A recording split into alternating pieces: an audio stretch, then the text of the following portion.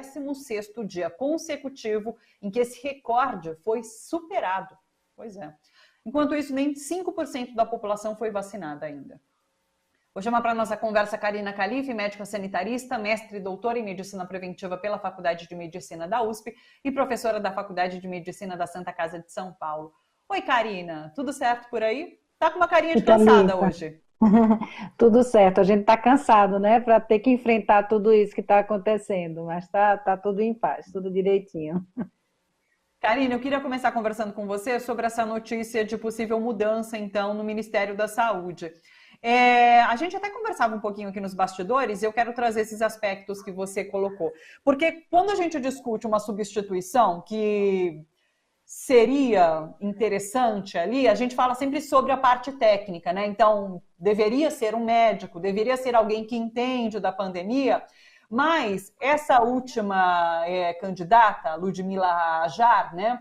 Ela mostrou que não entende nada de políticas públicas durante as entrevistas que concedeu, durante as postagens que fez, nas postagens que ela fez nas redes sociais. E é muito importante que uma pessoa que ocupe esse posto saiba sobre as políticas públicas num país como o Brasil, num país tão grande como o Brasil e que já tem um sistema único de saúde, né? Eu queria que você apontasse um pouco sobre essas questões quando a gente discute um ministro da saúde. Claro, Thalita. Veja bem, eu acho que uma pessoa que vai ocupar esse espaço de ministro da Saúde, ela tem que, antes de tudo, entender das políticas públicas e entender o que significa o SUS, o Sistema Único de Saúde, como ele opera, como ele funciona, né? E não essa questão é técnica, não é porque é um médico ou um bom médico, que pode ser, que vai ser um bom ministro, porque o ministro da Saúde ele tem que estar atento também à política econômica, também os recursos que são repassados para o SUS, para essa perspectiva de direito, né? Então não interessa só a gente tratar e tratar bem quem entra no sistema, mas é a gente garantir que as pessoas entrem e tenham acesso ao sistema. A gente já viu isso com o Mandetta, em que pese que estamos no terceiro ministro, existia ali um movimento de enfrentamento à pandemia que não se compara com o que aconteceu depois, mas era um ministro que entrou diminuindo os recursos para o Sistema Único de Saúde, né? Refazendo uma proposta em relação à assistência, à atenção primária no Brasil, então coisas que impactaram enormemente quando a gente tem que enfrentar uma pandemia. Então, antes da pandemia existiu isso. Então, esse compromisso, que eu chamo assim de compromisso com o bem comum, um médico, um enfermeiro, um profissional de saúde que seja, que tenha compromisso, alguém que conheça da saúde, ele tem que ter para assumir esse lugar. Uma pessoa que vai assumir o lugar de Ministério da Saúde, ele tem que ter esses atributos de conhecimento de política pública, de negociação, de articulação, de financiamento, de garantia que cheguem, então, e conhecer os sistemas de informação, né? Numa das entrevistas que eu vi, acho que ela traz coisas importantíssimas, que precisa do isolamento, que sem o isolamento a gente não vai conseguir sair do lugar que a gente está, precisa ampliar a vacinação, porque sem essa ampliação da vacinação a gente também não consegue fazer o que tem que ser feito, né? Precisamos de leito de UTI, mas isso é insuficiente, porque um grande percentual de quem vai para a UTI termina tendo um desfecho não favorável, mas tudo isso é insuficiente se a gente não entender que quem está fazendo isso é a política do governo Bolsonaro. E que eu tendo a dizer aqui para você que não dá para não dizer que é uma necropolítica, né? Que a gente está aqui olhando para algo que fala contra a saúde da população, contra o bem comum.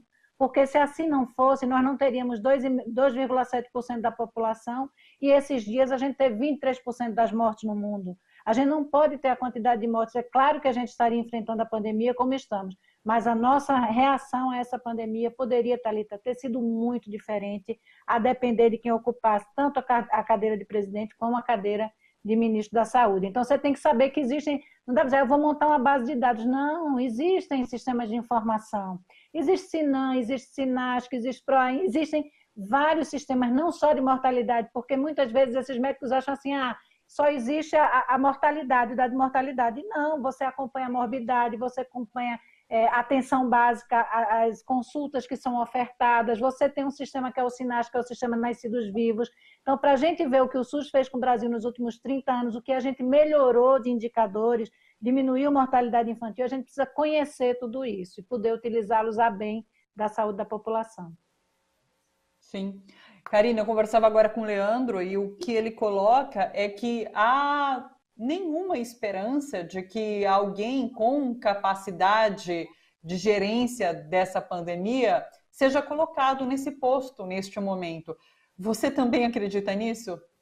Eu, infelizmente, acredito nisso. Eu estava escutando aqui o Leandro falando e eu concordo com ele, inclusive com as críticas que ele fez aí, né, que ele está colocando em relação à classe médica. A classe médica precisa entender que ela não é apartada da sociedade, que ela faz parte da sociedade e precisa assumir isso, né? Então, é muito triste no meio de uma pandemia como essa a gente ver como se posicionam muitas vezes o Conselho Federal de Medicina, Conselho Regional de Medicina. Não pode, a gente tem que estar a favor de protocolos técnicos, clínicos, com as melhores evidências científicas, mas a gente também tem que estar atento. Então, quem é que pode entrar num governo com um mínimo de seriedade, um profissional de saúde, um médico, um profissional qualquer, que tenha compromisso com a vida e que vá ser a favor de tratamento precoce que a gente sabe que não funciona, que vá defender hidroxicloroquina que a gente sabe que não funciona, né? Que vá tentar reduzir o dano que esse governo fez. Então, eu acho que quem entrar nesse lugar ou acredita que muda totalmente a cabeça do governo, que não vai mudar, ou vai ter uma situação muito difícil também para a sua própria carreira, né? Para seu nome, para a sua história, porque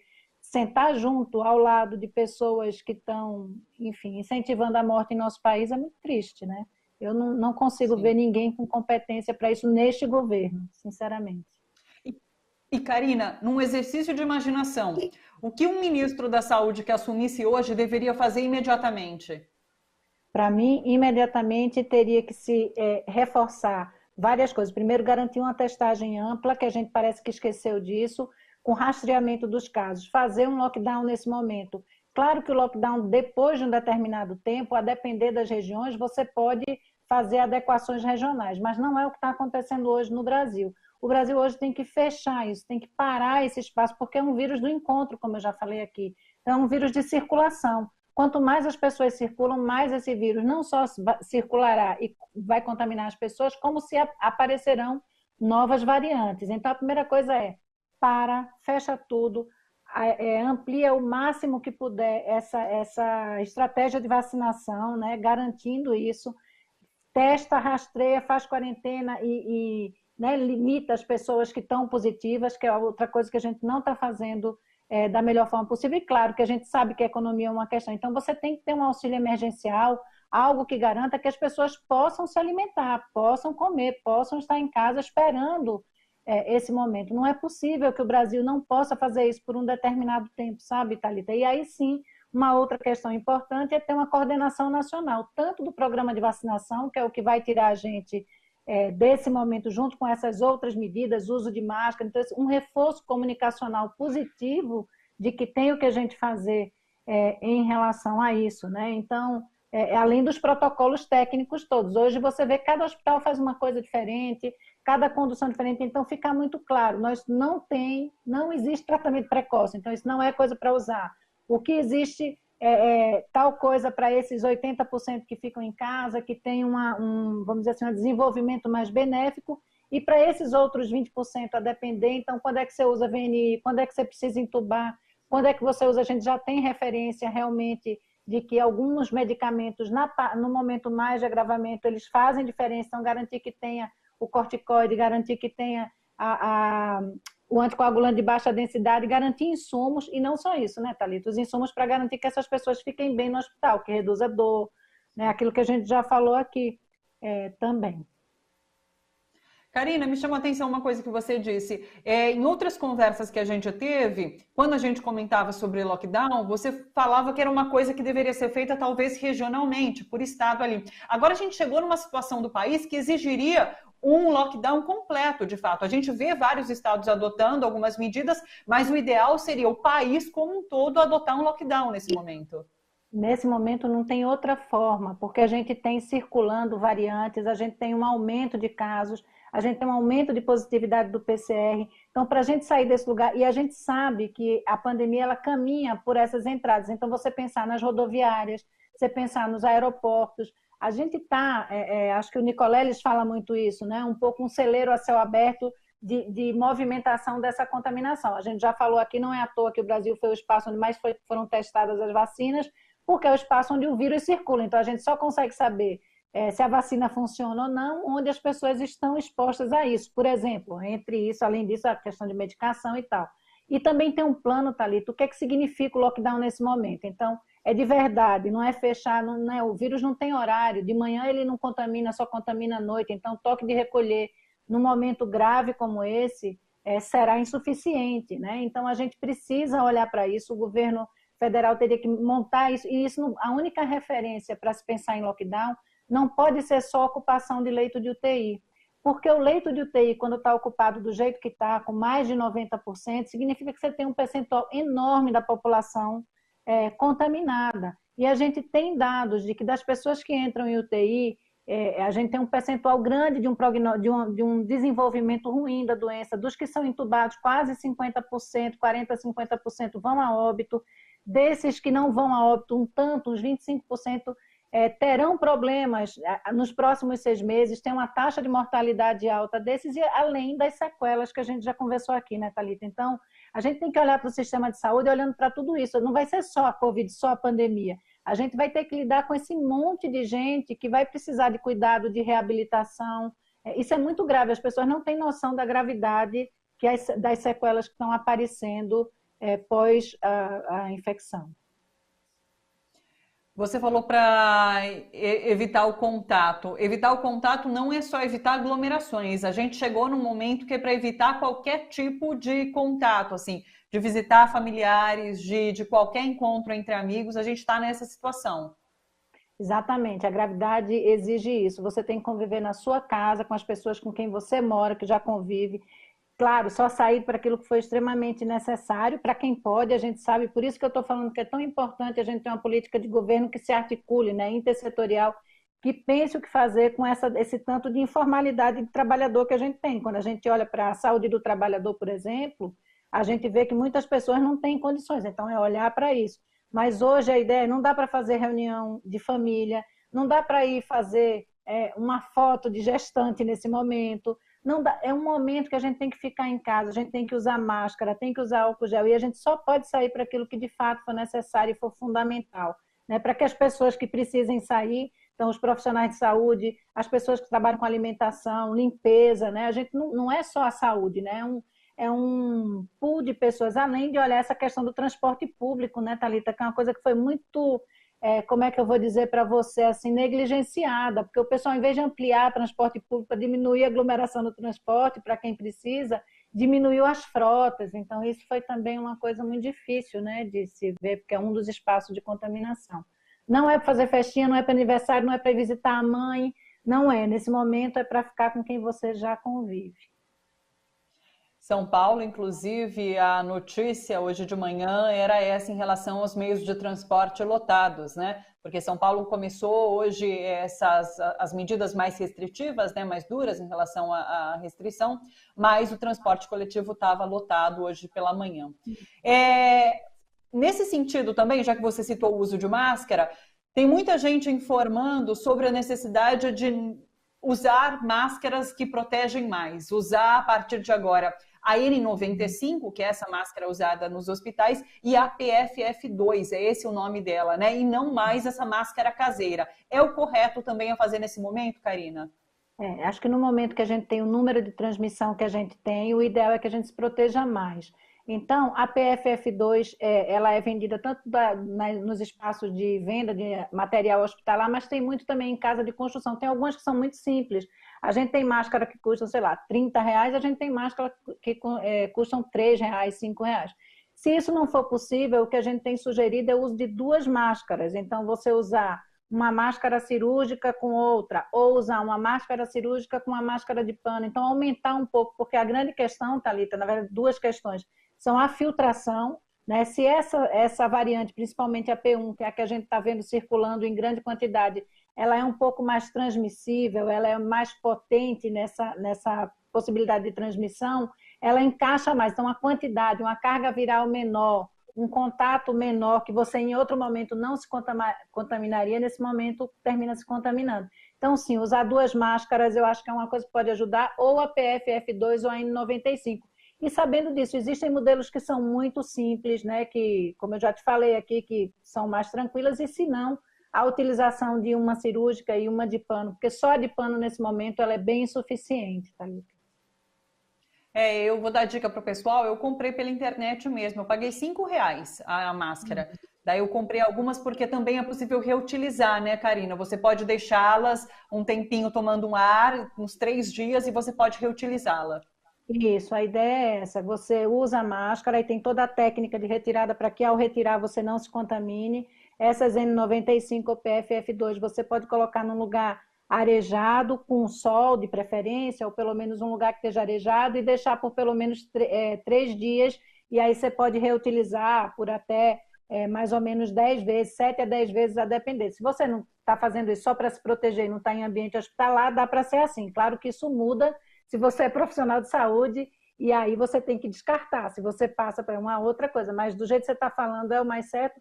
As pessoas têm sugerido muito ter tipo 5 máscaras para a semana. Você marca a máscara da segunda, da terça, da quarta, da quinta, da sexta, assim. Quando você for usar de novo a da segunda, ela já passou, na verdade, 7 dias sem utilizar. Mas 3 dias é o suficiente, como você colocou, no ambiente. Uma coisa importante, não é para passar nenhum produto, tipo álcool 70, lisoforme, sei lá o que, não é, porque você interfere quando você passa produto no sistema de filtração, né, no filtro. Então é para fazer o que você falou, colocar num espaço arejado, de preferência com sol, e só usar depois de 3 dias. Ótimo, excelente dica para todo mundo que nos acompanha. Olha só para encerrar, mas eu quero fazer uma pergunta que me mandaram aqui pelas redes, Karina, e ela tem conexão com essa notícia de que a Anvisa concedeu, né, na semana passada, o registro definitivo à vacina aqui no Brasil, desenvolvida pela Oxford e a farmacêutica AstraZeneca. E é importante que essa vacina ela é produzida pelo Instituto Butantan aqui no Brasil, né? E daí, colada, eu quero que você faça uma avaliação sobre essa decisão. É a segunda vacina, né, que a Anvisa aprova o uso aqui no país. A primeira foi a Pfizer e agora essa da Oxford AstraZeneca. E a Anete Faccioli, que mandou uma pergunta, sempre acompanha aqui o Bom para Todos, mandou uma pergunta para a gente pelas redes. Ela pergunta para a doutora Karina se você tem informações sobre a suspensão da vacina AstraZeneca em países europeus, Karina. Eu queria que você respondesse as duas para a gente. Claro, com prazer. Bom, primeiro, em relação à liberação da vacina, não só de uso emergencial da AstraZeneca, eu acho que essa é uma excelente notícia, porque a gente vai ter a transferência de tecnologia, então a possibilidade, né, de utilização, não só nesse momento, porque provavelmente a gente vai continuar precisando vacinar por muito tempo, mesmo depois que toda a população for vacinada, né, Thalita? A gente não sabe. Nesse momento, a nossa atenção precisa vacinar todo mundo com as 2 doses, o que for 2 doses, a única que é uma dose é a da Janssen, mas poder fazer essa vacinação da nossa população. Do ponto de vista individual, a gente tem aí, depois das 20 dias da segunda dose da vacina, a gente está um pouco mais protegido, mas isso não é suficiente, porque a vacina é um pacto social também, então você tem que ter, do ponto de vista coletivo, para conseguir ter essa imunidade de rebanho, imunidade coletiva, a gente precisa ter em torno de 70%, 80% da população vacinada, e vocês sabem que não é isso que a gente está vivendo, a gente tem aí algo em torno de 5%, é bem insuficiente, por isso todas as outras medidas são ainda muito importantes. Em relação à liberação do Remdesivir, tem uma diferença, inclusive em relação à liberação aqui, os estudos foram acompanhados na OMS, porque eles tiveram padrões de avaliação diferentes, né? O daqui tentou olhar a diminuição de utilização de leito naqueles pacientes que precisam de ventilação não invasiva, e com esse estudo, quando a Anvisa autoriza, ela autoriza olhando um estudo que demonstra que você tem uma diminuição de quem está internado sem ter precisado entubar, e que está ou em VNI, ou enfim, de 10 para 15 dias. Então, eles consideraram que isso é um fator importante. Do ponto de vista de redução de mortalidade, que é o estudo que a OMS olha, não houve mudança, não houve diferença. Então, ter autorizado, a Anvisa ter autorizado, tem lá a sua, vamos dizer assim, a sua lógica, o porquê que está fazendo isso, ainda mais num lugar que a gente está com tanta dificuldade de leito hospitalar, mas é importante saber que o Remdesivir ele não será uma medicação que vai nos ajudar a sair dessa situação. É questionável, o que consegue ajudar é muito pouco, não diminui mortalidade, então não é isso que a gente tem agora. O que a gente tem agora é, de fato, o uso de máscara, diminuição de circulação, lockdown, a gente poder ter as medicações adequadas, os leitos, enfim, tudo que a gente... E a vacina fundamental, né? E em relação à questão da AstraZeneca ter sido suspendida, Alguns, a Anete, né? Viu, Anete? Alguns países da Europa, da União Europeia, teve um momento que diminuíram a vacinação a partir de pessoas com mais de 65 anos, porque existiram algumas reações. A vacina, quando eu tomei a Coronavac. Eu tomei a primeira, tô que nem a doutora Margarete, a primeira que aparecesse para mim era que eu ia tomar dentro do meu espaço, na minha fila, o que tivesse, a gente não consegue fazer essa escolha. As duas vacinas são excelentes, são vacinas diferentes, porque a da Sinovac é uma vacina de vírus inativado, então ela é mais antiga, uma tecnologia mais antiga, mas também bem segura e dá menos efeito colateral.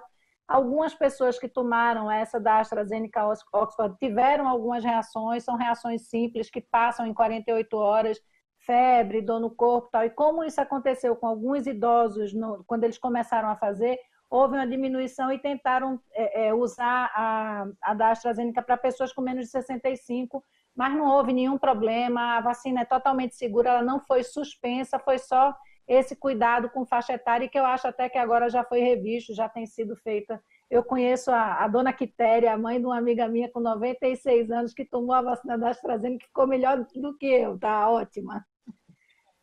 Que bom, ótimo. Doutora Carina, sempre muito bom te ouvir. Obrigada por nos esclarecer sobre um monte de pontos aqui referentes à pandemia.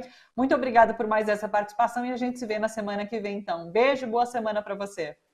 Obrigada, Thalita, que a gente possa, né, resistir a tudo isso, que a gente tenha momentos melhores. Se cuidem, por favor, evitem circular por aí. É isso. Um abraço, até a próxima.